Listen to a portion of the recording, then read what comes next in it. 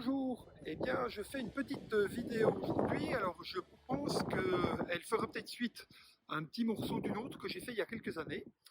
Je l'avais fait de l'autre côté de la rue, à l'inverse là, du blocos qu'on voit derrière moi, et j'étais adossé à un bâtiment qui s'appelait, je ne sais plus, le périscope ou quelque chose comme ça. Et sauf erreur de ma part, c'est le premier bâtiment qui a dû être détruit à cause de l'érosion de la mer sur la façade atlantique.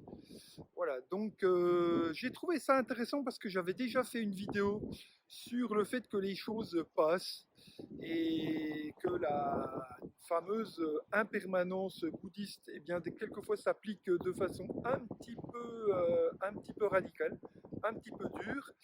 Et je trouvais le lieu intéressant parce qu'il y avait à la fois, vous voyez, ces blocos qui datent de la Deuxième Guerre mondiale.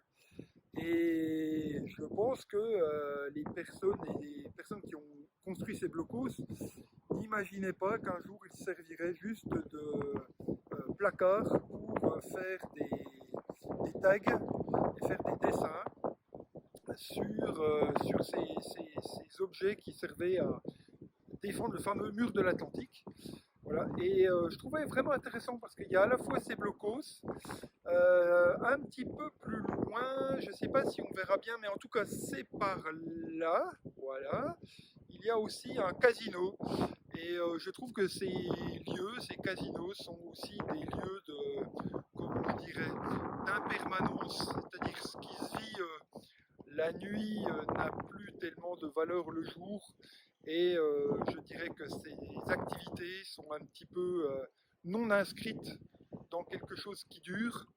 C'est très éphémère et cet endroit particulier, je le trouve intéressant parce que justement, je trouve que il concentre trois façons de parler de l'impermanence.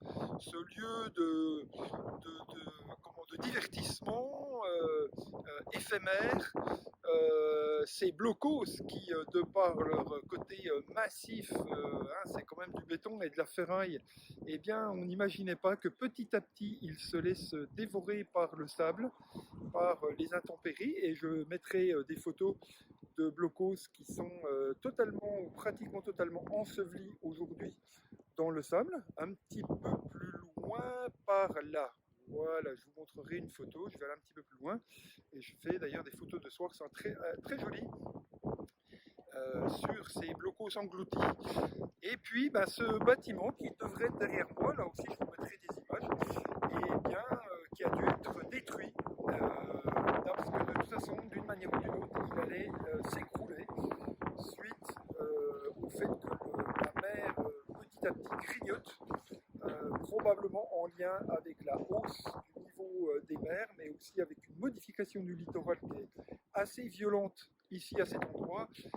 La dune, moi je suis venu ici, j'avais probablement 6 ou 7 ans la première fois. Et là aussi, peut-être je vous montrerai, mais j'ai souvenir d'une dune qui était très longue, très profonde, et aujourd'hui il en reste hélas quelques mètres, je dirais 10-15 mètres, et en l'espace de quelques années, j'ai des photos qui sont incroyables parce que en 6 ou 7 ans, des photos que j'ai prises où j'étais au bord de la dune, aujourd'hui j'aurais les pieds dans le vide, je serais dans le vide, puisqu'il n'a pas fallu plus de quelques années pour faire que ces dunes disparaissent complètement et soient mangées par l'océan. Et donc, je trouve que c'est une petite leçon pratique, pragmatique de ce qu'on appelle l'impermanence dans la philosophie bouddhiste. Et ça nous rappelle aussi, nous, à notre propre impermanence. C'est peut-être pas si mal. Personnellement, ça me stresse pas, ça m'angoisse pas. Au contraire, je trouve ça me détend. Je me dis que on est là pour un moment, on est de passage. Peut-être raison de plus pour essayer de faire de notre mieux dans ce moment où l'on passe. Et ensuite, il y aura des choses après nous, il y a des choses avant nous. Et je trouve ça plutôt finalement assez détendant, c'est dédramatisant de nos petites existences, ou grandes existences. Mais en tout cas, voilà, il n'y a rien de dramatique au fait que nous sommes dans un monde impermanent. Je vous vous souhaite un bon été si c'est encore l'été. Sinon, je vous envoie ces bonnes ondes de l'air du littoral et de l'embrun des vagues qui partent. Merci d'avoir suivi cette vidéo. Je vous dis à bientôt.